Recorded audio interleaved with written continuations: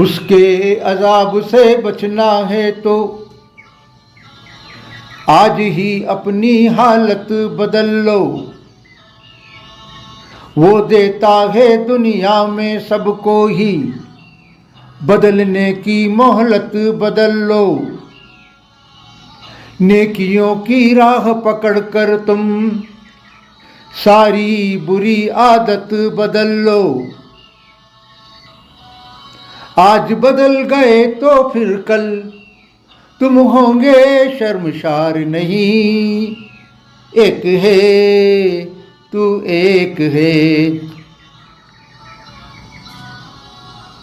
ए अल्लाह, ए मालिक, ए ईश्वर, तेरा कोई पार नहीं। एक है